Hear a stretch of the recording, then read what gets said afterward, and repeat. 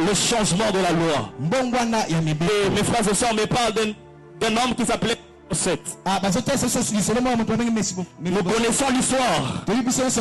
Qu'est-ce qui se passe dans cette histoire? Il y avait David qui fouillait Saoul. La Bible est en train de dire David est arrivé dans une ville et David voulait entrer dans la ville. Mais la Bible est en train de me dire que les paralytiques et les boiteux l'ont chassé. Et à cause de cette chose, le jour où David devient roi, David est en train d'établir une loi. Et David est en train de dire dans le palais royal, le boiteux, les aveugles, le paralytique n'auront pas accès.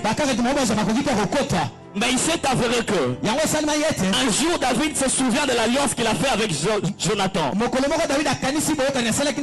David est en train de demander à un des serviteurs qui a travaillé avec Saoul. Il a demandé, y a-t-il pas quelqu'un de la famille de Jonathan à qui je peux faire de bien? La Bible est en train de dire que le serviteur qui était là est en train de dire à David, il y a encore un fils de Jonathan. Mais le problème est qu'il est perdu de plus.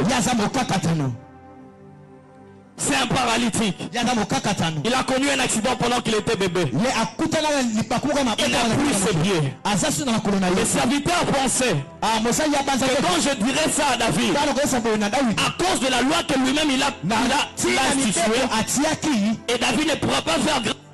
Mais ce que j'aime avec David, David a dit, je mets un peu de côté cette loi. À cause de mon alliance pour Jonathan, je veux faire grâce à cet homme. Il a envoyé des hommes aller chercher Mephibosheth qui était dans le débat. La loi que David lui-même avait instituée, il a changé pour cet homme à cause de la grâce. Je vois Dieu faire de même avec toi. Les lois qui ont été établies sur ta vie, qui t'ont empêché d'atteindre les palais royaux, qui t'ont empêché d'atteindre l'ascension, qui t'ont empêché d'aller loin.